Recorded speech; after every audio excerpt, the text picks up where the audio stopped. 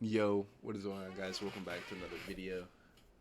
Today we're going to be reacting to Glock 9 RICO case up to 130 years in prison. Man, that's 130 years, man. That's Crazy state over the fucked up. But let's get into it, man. past 10 years. And again, if you guys don't know who Glock 9 is, you probably don't know. You probably guys don't fuck with Florida rappers or shit like that. But I've been making a lot more videos recently on Florida because they've been blowing up. Fulio, shout out Fulio, shout out Ace, shout out Spin and Benz, Wappa with the Chopper, all them niggas from Florida. Them niggas is hard for real. So let's check out Glock 9. What you going on? It's produced some of the biggest rappers in the game, but it's also filled with plenty of poverty, crime, and violence that inspires the music and leads to one of the highest murder rates in the country. Recently, the state has been cracking down on any rappers who are really living that life. Was that Melly? I don't feel dumb if that wasn't Melly. Highest murder rates in the country. Recently, the state has been cracking down on any rappers who are really living that life. Pooh Shiesty and Polo G were both hit with charges after performing in Miami, and YFN Lucci was recently hit with a gang indictment that ties into groups in Florida. But that's nothing compared to what's going on in Orlando between the AFNF and 438 gangs. Rapper Glock 9 and several others involved in this violent war were just hit with Florida State RICO charges related to murders, extortion, and racketeering. Here's everything we know about the case. Glock 9 is a rapper from Orlando, Florida, known for tracks like 10% and 223. Growing up, the rapper had it pretty tough. He was raised by a single mother, while his dad was in and out of prison, and from a young age, he was always getting into trouble. So even as a jit, Glock 9 was wild, and that didn't stop once he started rapping. He released his first track on SoundCloud in 2017 under the name YBJ Quay, eventually changing his name to Glock 9 after the pistol and the local Glock 9 is better than YBJ Quay. No offense, bro. Orlando News Channel 9, which he's been featured on several times. He started exclusively releasing his videos on Worldstar, including the track Jail Hizzy Blues, which quickly racked up almost 2 million views in just a few months. He released his debut mixtape Bloodshell's Revenge in July 2018, and a few days later signed a $2 million deal with Cash Money Records. Many thought that Glock 9 would be the next hot rapper out of Florida. But at the same time he was blowing up, he was also involved in a violent beef with the crew of another Orlando rapper named Hot Boy. This beef would lead to several shootings and murders. Man. This nigga Hot Boy recently, oh, this nigga so fire, man. So fire, bro.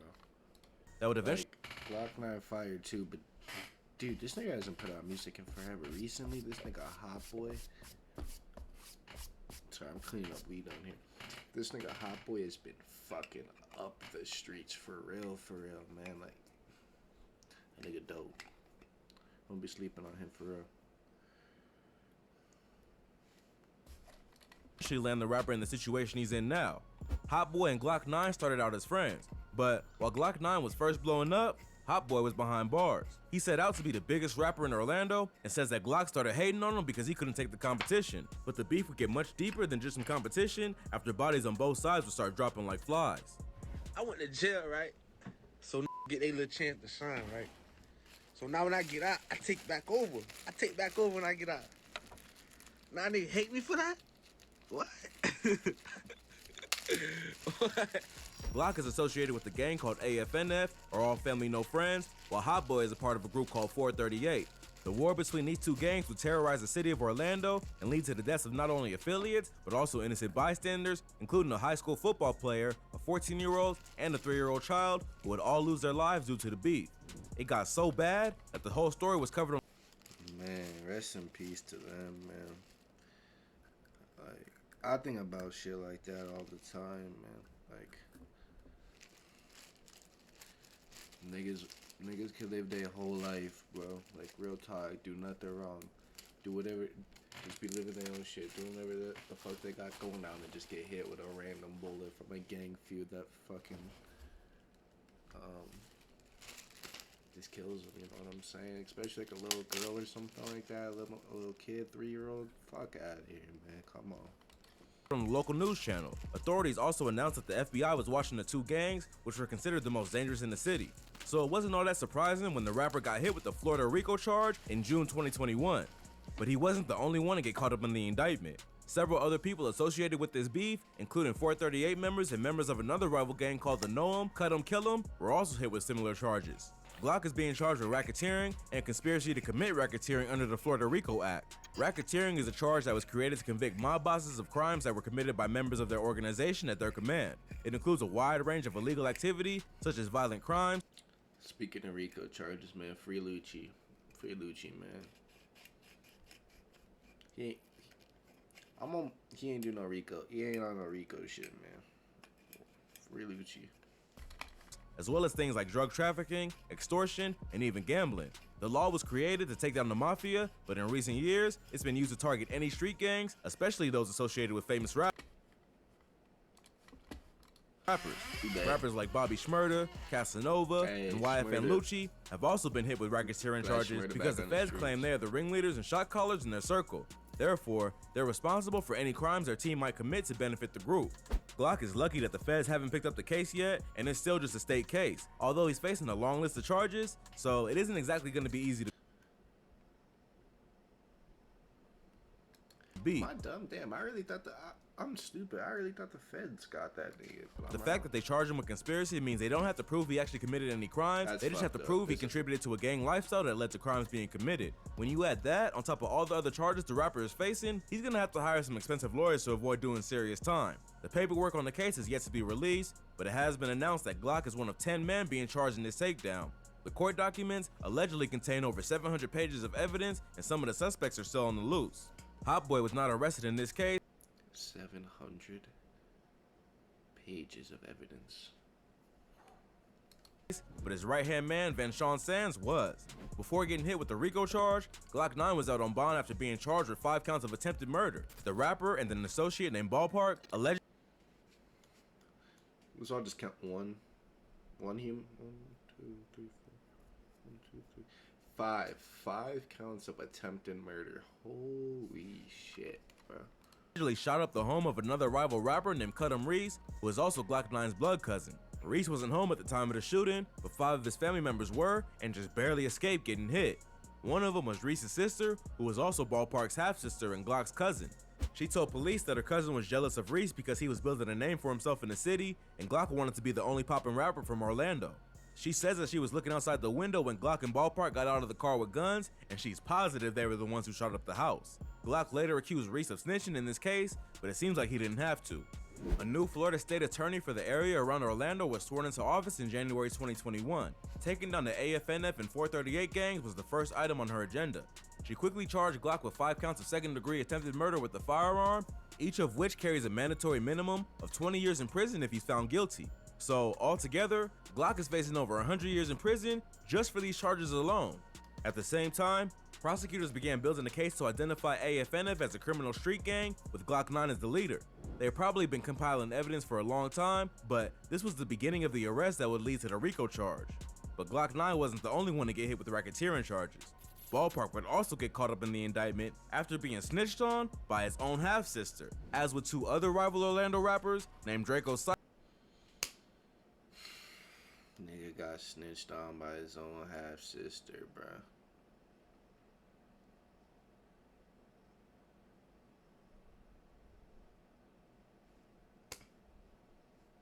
I don't even know what to say to that, man. She probably wasn't even finna have to do that much time, even if they took her down anyways, and she still folded on your ass.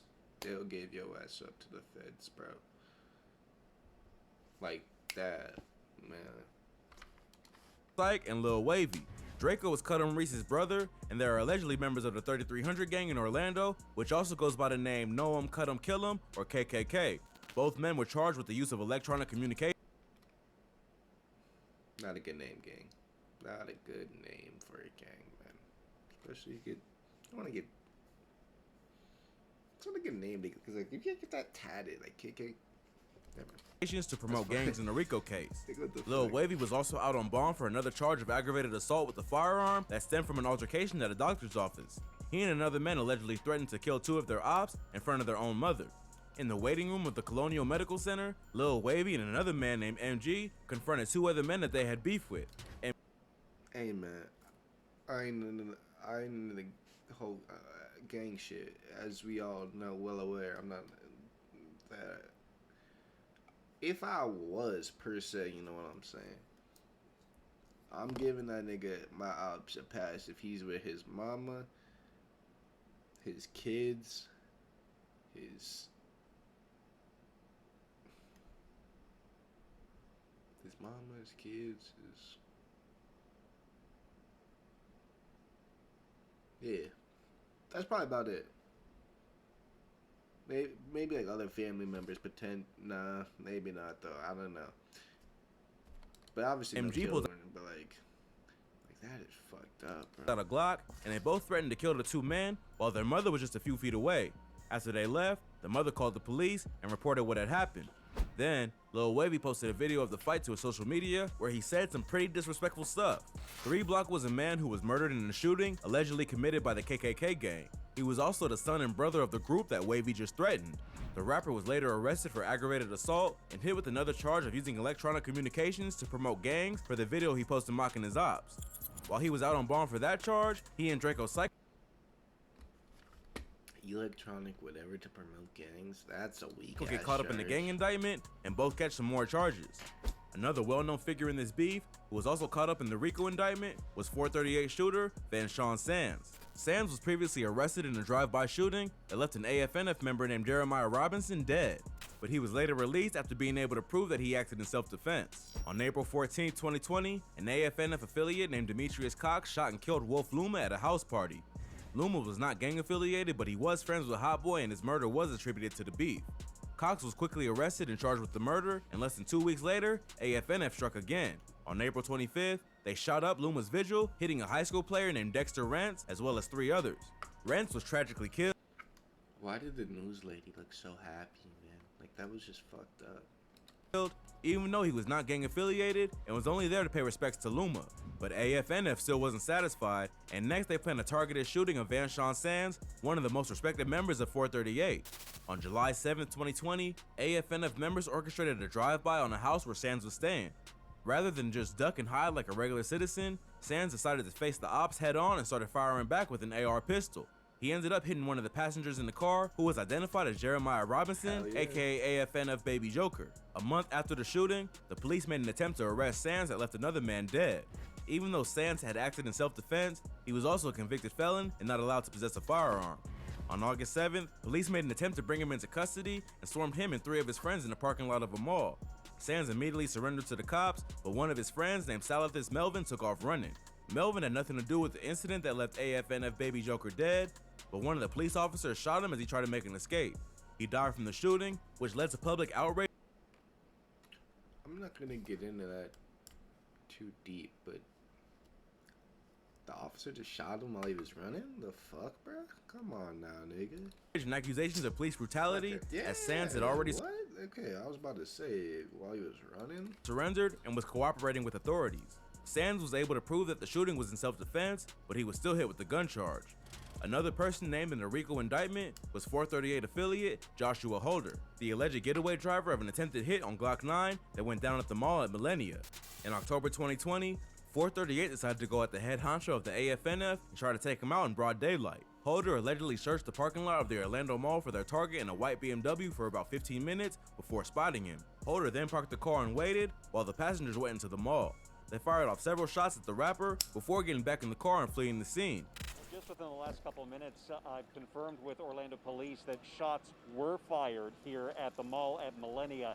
They were not fired by Orlando police officers, and the good news is nobody was injured in all this, but I can tell you, driving in, every entrance to the mall at Millennia right now is locked down, sealed down. Nobody is getting inside. Holder and 2 others were later arrested and charged with attempted murder. Based on all this evidence, it's not hard to see why the cops are cracking down. Broad daylight shootings, innocent bystanders getting killed, and mothers and sisters being forced to hide in closets to avoid getting hit, all point to the beef getting out of control. But with so much pain and loss on both sides, it's tough to see an end in sight. Glock 9 has told the media that the prosecutor's portrayal of him as a mastermind behind the gang is totally inaccurate. He said that all the people he allegedly controls are all older than him and that AFNF isn't a gang, it's just a brand and record label. But the fact that the rapper has so many prior charges and that he's the most popular member of the group definitely doesn't help his case.